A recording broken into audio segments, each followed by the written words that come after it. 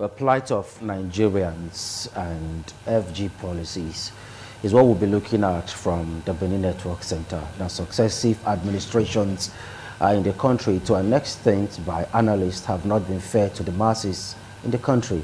Now, when government revenues actually grows, it's only the privileged few that actually enjoy it. But when it's shrinking, the trouble of the poor masses increase as government finds reason to impose all forms of taxes on them. Now, we are going to be looking at the plight of Nigerians, the citizens, and policies of this current administration. To join us x-ray the front line of this discussion, we are being joined by Dr. Christian Osagili, who is a public affairs analyst. Thank you for coming, Dr. Christian. Good morning. The pleasure is mine. And from my extreme left is someone that have always been here with us. He's a security expert and, of course, civil rights activist, Reverend Sheriff Azeke. Thank you for coming, Reverend Sheriff. Thank you very much. Okay, now, Reverend Sheriff, let's start with you. Take us through looking at the this current administration and the policy so far by the Tinubu's led administration. Do you think in any way it's affecting the citizens positively? For now, I don't think so. Because the level in which they are going is that they are not giving strong cognizance to security. Because no matter what you do, the essence of government is to see the security of the citizens and their well-being.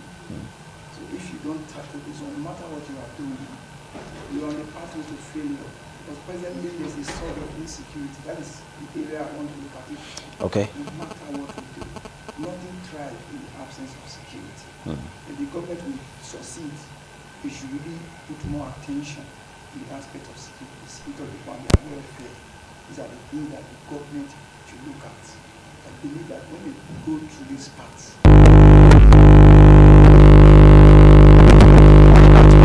17 days in office.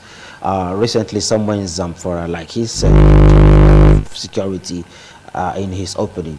Someone in Zamfara, some schoolgirls have been kidnapped, though the president has already given a marching order for them to be rescued. Do you think, is it not too early for this government to start facing insecurity at this highest level? Though previous governments have actually had their own share play on it. What says you?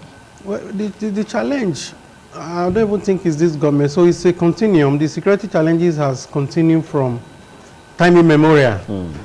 I think the problem of Nigeria is that if you look at the national security strategy policy, it tried to emphasize the issue of human security than this traditional method of security. But the challenge we have as a country is that over time, government talk about security from the perspective of the traditional mechanism of arms, and it has not worked. Other nations are navigating towards the direction of human security. Human security entails that there must be mechanism, policies, and deliberate action by government across board, federal, states, and local, to have put in place those things that will make it possible for the citizenry to enjoy freedom from poverty, and freedom from want. So when you have freedom from poverty and freedom from want, you have, to some extent, reduce the propensity to commit crime and criminality. And by the time you now add the third arm, according to United Nations that talk about human security, as it were, the third arm is freedom from ingenuity, freedom from massing humanity to man. So by the time all these three F are put in place, we have lesser challenge in security issue. But this, what we now have, because government look at it from that old method that has not worked, the citizenry are comprehensively disconnected from security architecture, and that is why it seems not to be working. And that is why it's like a recurring decimal. The previous governments, where it stopped, inherit the security challenges. The next one we inherit, it has continued. And the challenge lies more on the subnational states, the states now, and the local government. Okay. You know, if you observe over time, the local government has completely been killed by the governors. And when you have a kind of country, society we have, where you have the federal, the state, and the local government, the citizenry, the feeling of governance start from the grassroots, which is the local government. With the local government. And the local government does not exist, as far as I'm concerned. It does. When I say so, I'm trying to be very economical with the reality on ground. Economical in the sense that when local government, I remember those days when we were growing up, you know that local government exists. But today, look at what we have. The governors practically across board have pocketed the local government. And the local governors, the local government chairman seems to be assistant commissioners. And that does not tell well Dr. Christian, of a society that wants to grow. Dr. Christian, I'll get back to you. Let's quickly come to Reverend Sheriff. Now, looking at some of the lacunas we have in our security system, which aspect do you think this government should start looking at as finding lasting solution? Before this government came in, there have been security issues. Absolutely. In Nigeria, and the number one problem of this country is insecurity. Like what I would tell people, number one problem is insecurity. Number two is even insecurity. I think even number three is insecurity before economy. I think the first thing this present government is supposed to do is to make sure that the security situation of this country is well tackled. Before you go out to begin to talk to the international community about how to invest, because without security, there's no investment. There's no way you can bring in foreign investors to come to your country when your country is burning. It is an exercise in futility. First of all, you tackle the issue of security. And when we say security, you can bear witness with me that everywhere is affected. The whole nation is already agog. There's resurgence of insecurity. In the area of even food security, is another problem. Because when you came in, you announced subsidy removal. That affected the food security of the nation. Right now, if you go to the town, you discover that there's serious problem in the area of food security. What is food security? Food security has to do with sufficient food for the people. Do we have sufficient food? Because when there is no food on the table, you can't do anything effective, because they say a hungry man is an angry man. There's aggression everywhere because people are hungry. Food items have gone up. No money to buy food. Because if this aspect is not taken care of, there's going to be a lot of problem this government will face, even in the nearest future. Okay. And apart from this food security, we have the physical security. Right now, you see what happened a few days ago, how those children, these students were kidnapped. Apart from that, kidnapping is going on everywhere. People are not safe. You are traveling, you are afraid. Even as of yesterday, there's much killings in the country. People are dying every day. It's like nobody cares. The value for human life in Nigeria is very low. The government should look at this aspect of it to raise the bar of the value for human lives. Look at our roads. Road security is also there. Our roads are taking lives every day. It's like nobody's talking. There's no fast reaction from the government. So the whole situation is high. There's much killings. Is it caught reaction? Just look at a few days ago when that musician died. You see the reaction going on. The protest. The protest going on. That's to say, we are sitting on a gunpowder. Okay. And somebody is coming with a lighter. And what you expect to happen? The reaction of the youth right now, it may not just boil down to Mubad. There's something already fishing. Anything can trigger them to come out. That's why the government needs to sensitize the people on security issues. Okay. Sensitization is very, very important. Now, talking about sensitization, some analysts are saying that the government doesn't really have the masses at heart with the kind of policies they are introducing at this point in time. These are policies that are not really, really relevant to affecting the nation, as it were. What says you, Dr. Christian? I would have agreed with that school of thought if you can refer me to a government or an administration that its policy have been impactful in the life of the common people. The truth is this, like you talk about food security. Yeah. That is what I talk about when I say human security is one arm of the one he mentioned. Freedom from want means there should be enough for you to survive. When you can't go to the farm, when you can't access your farmlands. You see, the challenge is this. You cannot go to the farm, you cannot, because there is what we call misplaced priority by government. Okay. Like I said, if you want to solve this problem that we have, you start from ground to top. The approach they have been using over time is top to bottom. Now, before the last administration left, they were saying change your security architecture, rejig. This one came and wiped away a generation of trained security officers. Senior officers. Senior officers, over 120,000 left, new one came on board, and we are still speaking the same language. Then there is a problem, because you cannot be passing a channel and you are getting the results that you are not comfortable with, and you want a different result, you are still following that channel. So we must begin to understand that it has not worked from that perspective. Just now, as I was coming, you see this 7-Up? Yes. If I was a police or security outfit contacted that there is attack after ITV gate here, the go-slow there will not allow me to solve the problem. That is not a federal issue. It's just little thing. I can, in this modern time, you see a company by this kind of environment causing nuisance, and you allow it. So the time I spent there was more than the time I spent from inside the road to this place. So you now consider the amount of, or the volume of fuel I consume just in 2 minutes journey. So those are some of the things that we need to look at. There are certain things that we must bring on board.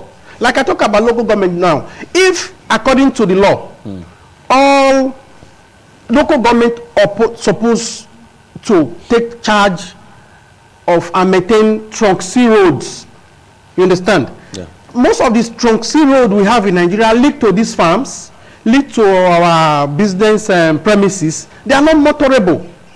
Now, the state trunk B roads are not motorable, not to talk of the trunk A. So that one alone is a security bomb that is exploding. I was watching the new minister of Works and Housing the other day. Okay. No, is it David Mahina? Mahina. He said he spent, with all the security network, about 14 hours. About 14 hours. That is a minister.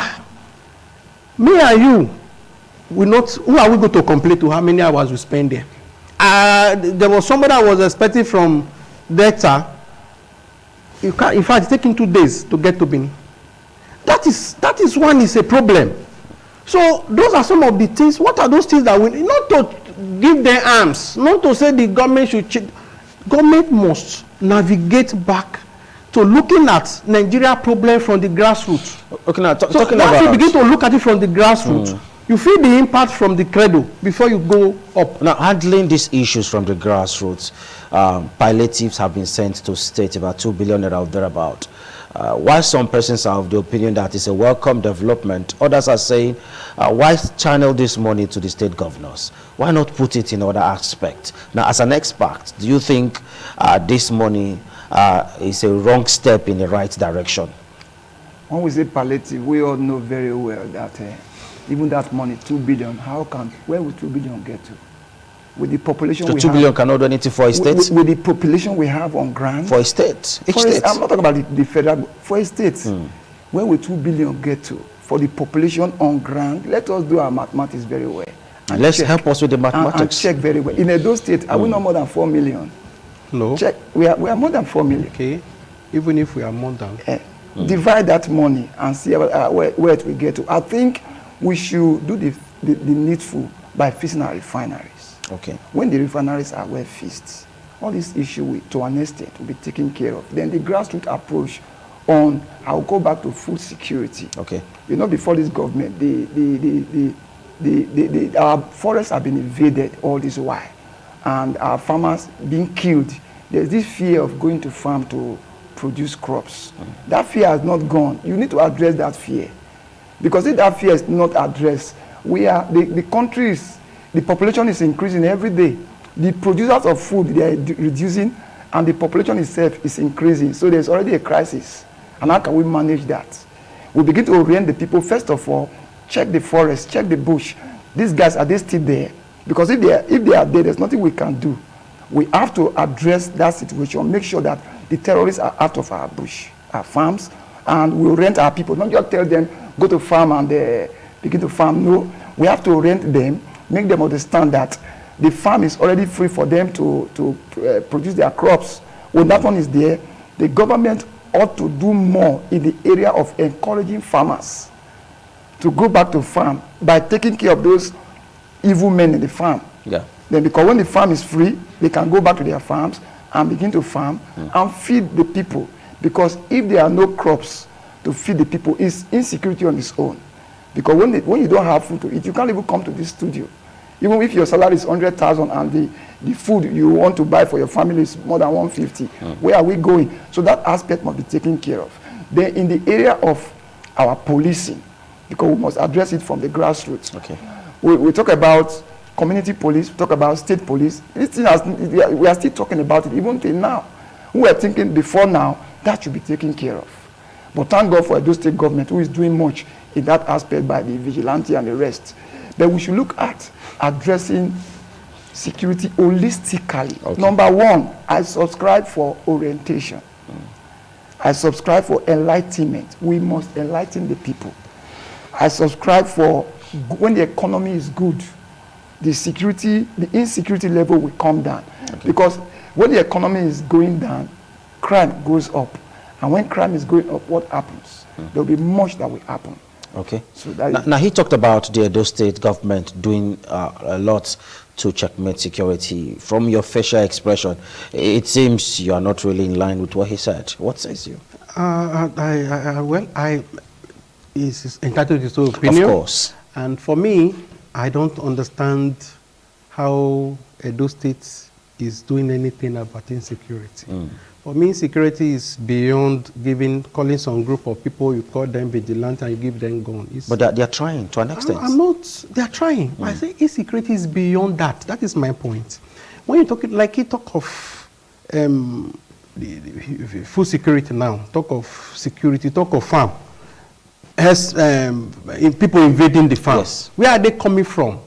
As I was growing up, when local government was local government, my village was local government. Before I was born, there has been local policing, community policing has been there. You cannot come to my village in those days and commit crime and you go free. It's not possible. In those days, when we go to farm, there is a hut, just built with bamboo stick and palm front on top. You sleep there till daybreak, nothing happened. You know, if you are going to the farm, you are sure of where you are going to. Everybody that owns farm in that area know ourselves. So on getting to the farm and you see stranger, the stranger will not last there 2 hours. You don't even need to call the police. The community rally around and make sure that such things don't happen. Is it not taking laws into their hands now? No, you see, that's what I'm saying. In those days, when you see stranger in your community, whether in the farm or anywhere, and the communal indigene there, people living in that area, they come together. Where are you from? You interrogate. You ask questions. You ask questions. If you are not satisfied with the information gathered, you take him to the leader of that community. There is always there is always a head. There is an hierarchy in every community. Yeah.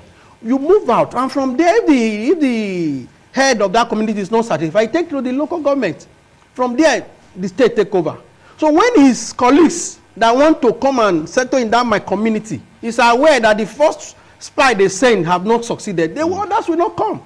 But these days, there is a free, I mean, even the community dwellers aid these people to stay.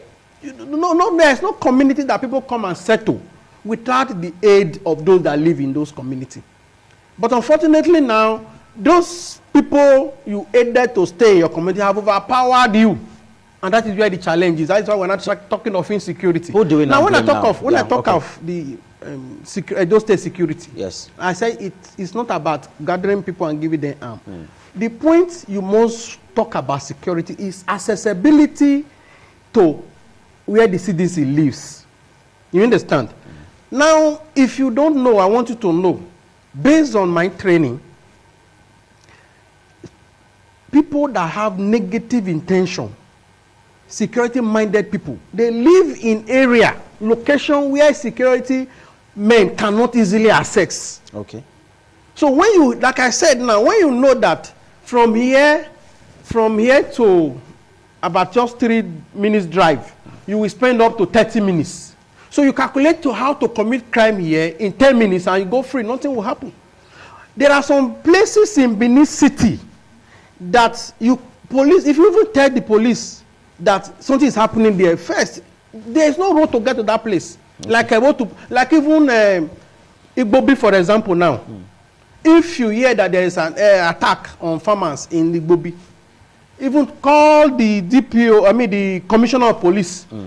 Tell him to bring his best vehicle. They will not get there in 8 hours. That is where the challenge is. We'll get back to you now. Looking at this breakdown of law and orders in some of our communities, who are we going to hold responsible? The government is part of it. Okay. But I still subscribe taking security to the grassroots. It's not a matter of talking it up and down. And when we are able to fix our economy, to an extent we have solved insecurity problem. Because when the security, even the economy is down, insecurity will go up. There will be inflation of crime. There will be insurgency everywhere. Criminals will be everywhere. But when the people are doing well and the things are going well, I think to an extent the government has much fight to make in this direction. And sensitization. When we sensitize our people, right now, we don't have much police officers to man this country. Nigeria is going to 250 million. We should not forget this. And what is the number of our police officers? They are not up to 500,000. It's against the UN standard for less than 500,000 police officers to man or to police a country of going to 250 million. And that is suicide mission. So what we do is that everybody should be involved in the security matter. We should all be stakeholders in security. We should not leave security in the hand of government. You and I, we should be highly involved. How can we be involved? Number one, education. If you look at our schools now, do we have security education as a course in our curriculum? Go to some countries, you see, before a child gets out from primary school, it's already a police of his own. We begin to train our people right from the beginning. The education of the mind in the area of security is very, very important. When you are educated in the security aspect, I'm educated, I know what to do. You talk about the community in those days where people are careful. When a stranger comes to community, everybody knows. But things have changed. There's population. And we are living in a community whereby nobody cares about what is happening to anybody. Yeah. Everybody just doing his own. But we should be oriented. There should be orientation comes from the government. There should be system and structure set on ground to orient the people, to educate the people on security management. Very, very important. Okay. When we see a stranger in our midst, I was coming just now to the studio. I saw a lot of strangers. And who are these people? Are they Nigerians? To be sincere, most of them are not Nigerians. These scavengers all around us, are they really Nigerians? I've been to some countries where you go to a country without documents. You can't be there. So should there kind of be a repatriation? Should they be sent back to their nations if they are not from here? Our borders are porous. Okay. That's why you see this infiltration. People just enter Nigeria like a no man's business. They're everywhere. Okay. And they're causing all right, now, Dr. Christian, let's look at cost of governance. These governments have way over 47 ministers on board. And let's just hope we don't have more lists emerge very soon. And some persons are saying reduce the cost of governance so that the poor will actually breathe. Do you think that is possible in this government? I Well, the government is young, like it started earlier. You know, when they say the taste of money is the eating. I don't know if he will succeed, if he will survive with, increasing his number of his aid, but that is even compounding the problem of what's it called? Cash crump. Okay. There is economic challenges here and there, and you are increasing your cost expenditure. It's not helping anybody. But in addition now, government income is increasing too. Because I'm aware the next allocation that the states and the federal are going to share now for the first time in history may hit 1 trillion. And the challenge, my question is, now that extra that will come to states, federal, what are they going to do with it? You talk about palliative just now. You talk about palliative. Now 2 billion is huge. With I think about 5 trailer loads of rice. But are we seeing anything? I'm aware that those states just bring bus. A free bus system. Free buses. I don't know how many people. In fact, where is the road for those buses to pass? Those are the issues. We're talking of enlightenment. I concur with him completely when he said every one of us should be part of security. That is the way to go. But a hungry man will not listen to counseling. A hungry man will not listen to orientation. 2 things we quickly solve Nigeria. Just 2 things. That is not difficult. Just 2 things. Good roads, constant light. You have reduced poverty with about 50%. Just good road and constant light. Because Nigerians are not lazy. A young man that have managed to set up a barbing shop just needs constant light to survive. So if he's in the shop, maybe start 7 a.m. or 8 a.m. and close 10 p.m., he may not even have time to think of crime. Okay. Before you know it, you have 1 or 2, 3 persons coming to learn that trade. You have removed 4 out of poverty. Not to talk of the weather. And that's, you don't need the federal government to do that. And I'm happy that the states now can generate light. But first of all, what will it cost government to make roads motorable? If you cannot tie all the roads, like the trunk C roads I talk about, they should be graded every dry season, and it will be motorable. So when there is a farm I have far by after Barrack, that for 2 years now, to access there is a problem. Because of the bad road. Because of the bad road. Okay. And if my life has depended on that farm, I become a criminal immediately. So that is the challenge. So if now development has refused, development was almost navigating towards that area. You go to teachers' house area, there are many areas you cannot access. Different around the country, around the state like that. You don't need federal government. So even if federal roads are bad, let us be happy as citizens that Trunk C and Trunk B roads, which are strictly state roads, are working. So when Nigerians begin to experience good load and constant light, you not call them, look, let me cancel you, let me orientate. They will sit down and listen to you. Reverend, apart from good road and constant light, like he said, do you think there are other areas where the government should channel their energy to? You've always talked about security anyway. Are there any other aspects? I think the government should be very sincere with whatever they are doing, because this insincerity breeds insecurity. Okay. Because whatever policy you are bringing, you should have the fear of God, and you should be very sincere. If you say you are going to tie the road, please, you should tie the road. You're going to build hospitals, you should build the hospitals. You're going to build the economy, you should build the economy. Don't just give us fairy tale story. Things you know you will not do just to deceive the people. That's why I talk about the government should be very, very sincere, because sincerity will go a long way in fixing this country. And apart from sincerity, we put good people in office, genuine people, people who are ready to work, not people who are ready to fund their pockets. There should be the spirit of accountability. If you are coming to play your role in government, you should be held responsible to everything that is wrong there.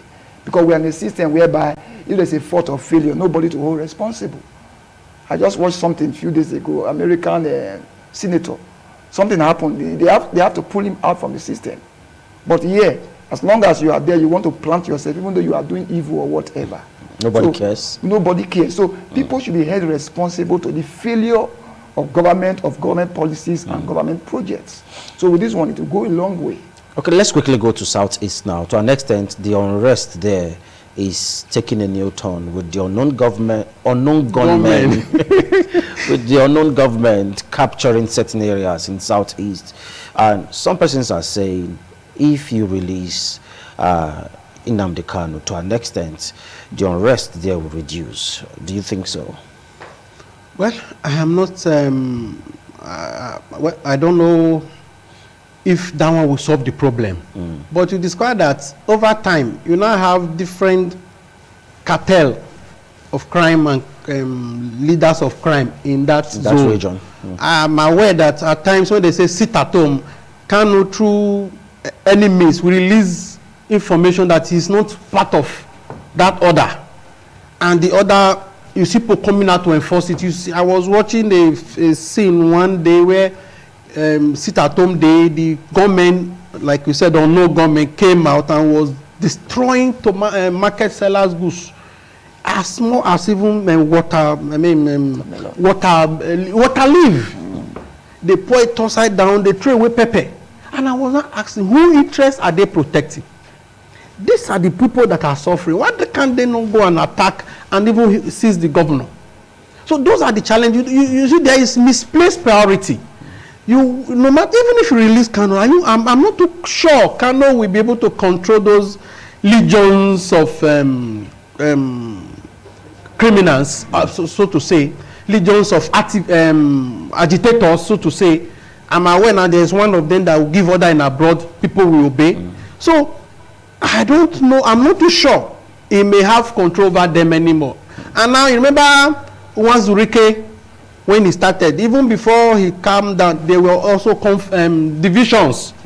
And I know now there is a lot of divisions among them. So Kanu release, whether it will solve the problem or not, I may not be too specific about that. But the people, I will only want to appeal to the conscience of those agitators. Okay. Killing your people will not solve the problem you want to solve. You only compound the problem. Because if eventually what you are demanding for is given and the people have been killed, who will you... Now, Reverend, let's look at this holistically. You are an expert.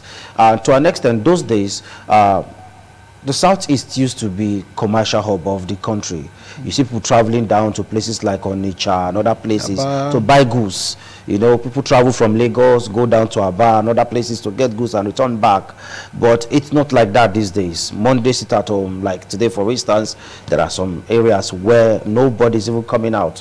Now, do you think there should be things the government and the governors from that region should do to ensure that we have a lasting solution? Like the Southeast in those days was a peaceful place. It was a place you would love to go and visit. In the past? In the past. But today the story has changed. I think the whole thing started from marginalization. The government marginalized them so much. That is the past government marginalized them, and they were not part of government. And they felt cheated. And they came up this way. The little baby snake you refuse to handle will eventually become a python that can swallow. So they could not handle. That was what happened to this Boko Haram saga. Little issue you could not handle can escalate to become something you can no longer control. Like, if the government want to solve the issue, it's not just releasing Nnamdi Kanu. They should focus on the economy. They should focus on when you go to the Southeast, unfortunately, they don't have roads. They should give them good roads. Put their men in power. So when they begin to feel, they feel belonging to this whole system, I think you don't need to preach too long. This whole fire will eventually calm down. Okay. The government should focus on the Southeast, and the people should also be sincere with themselves too. Okay, you wanted to add something? Yes, I wanted to add that, you see, when the little you have, if you destroy it and you want more, you may have a bigger problem. It's not a matter of government marginalizing them. For me, I don't look at it from that perspective. Every section of this country has been marginalized. I'm from Esan. To go to Esan here now, I used to drive 30 minutes. I hardly go. That road, you see how it is. I've been marginalized over the years. So, by your state government? Or by the federal government? By the federal, state, and you're talking about marginalization. I'm trying to say that every section, every Nigerian, poor Nigeria have been marginalized. I remember one time when Sanusi, the former emir, said that 25% of Nigeria budget is consumed by the National Assembly. 25%? 25%. That one will cause war in some country. And they wanted to slaughter him. But that is the reality that we face today. So when you take that one away from budget, every one of us is marginalized. But for me, I want to appeal to those people. The little road you have, don't destroy it before you ask for another one. The governors have been overwhelmed. They should come together and work together. Because you need the people to get what you want. The little you have, don't let it go before you ask for another. Because if you destroy it, when you're asking for eventually come, you are going to be thinking where you are going to start from. Every one of us need help in this country. And every one of us must begin to understand that this country belongs to all of us. And if we can do that, things will work. Like we're talking of economy. If you look at the wastage at the National Assembly, the huge resources that go there, it's no longer secret. Are you sure those one day we sit down and legislate on reducing that expenses they sit over? No. So they will even clap for the presidency to increase, you're not talking about 40-something ministers now, you can make it even 100. Now let's look at the service chiefs that we have. What are your expectations from them, these current service chiefs? All right, I think they should put in their best. I still talk about sincerity. Yeah. The other day, I watched a video, I wept when more than 20 soldiers were killed. Of recent, and they were buried, I wept when I see these things. So they should do more by using technology to handle security matters. That's where the world is. That's not technology. Yes, not where the world is going. That's where the world is. For you to manage the security issue of your country, and you are not using technology, you are like using a wood to break a wood. You can't be fast. The government should employ more technological invention in managing security, like insurgency. You don't put your men in the bush and let them begin to look for terrorists. You can use drone. You can use the satellite. You can be in your control room and you are seeing what is happening there. Trace them. You trace them and you deal with them from that angle. You don't need to send anybody there to fight.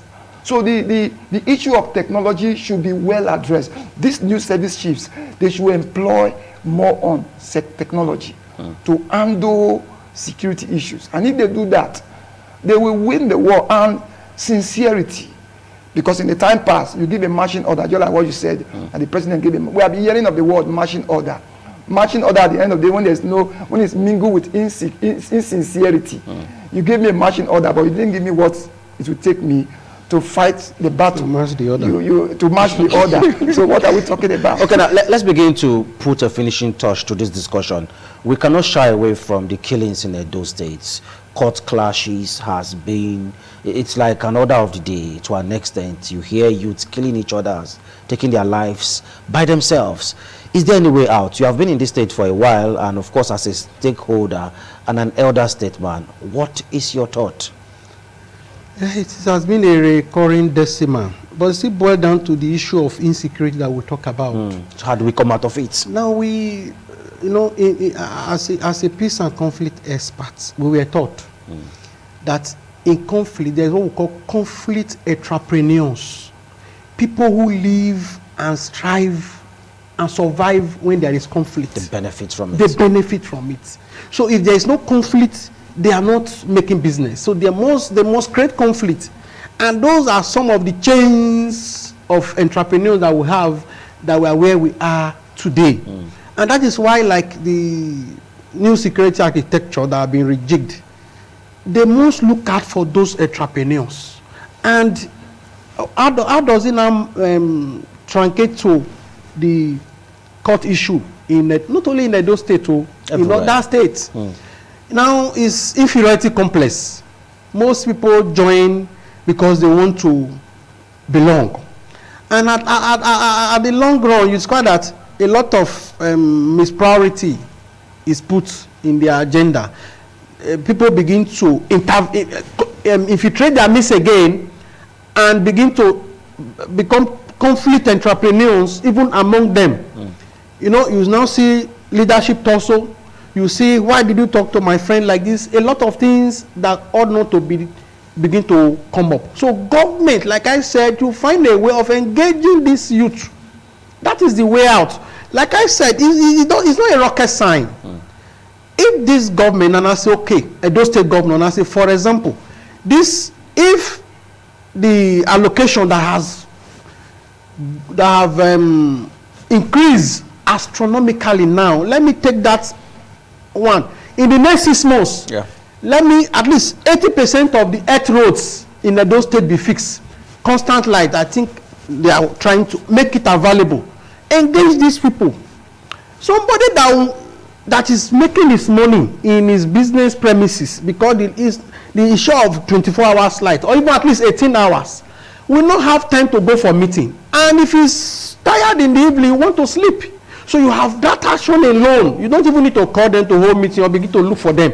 That action alone will reduce their propensity to look for alternative means of engaging themselves. All right, Reverend Sheriff, nothing works until somebody is working it out. Definitely there are people behind, there are men behind the marks. To an extent, there was a time we were told these people will be brought to book and prosecuted. But till now, as a government, I don't think if we've seen any name that is sponsoring terrorism or whatever crime in the society. Is it that government, to an extent, is shielding these people?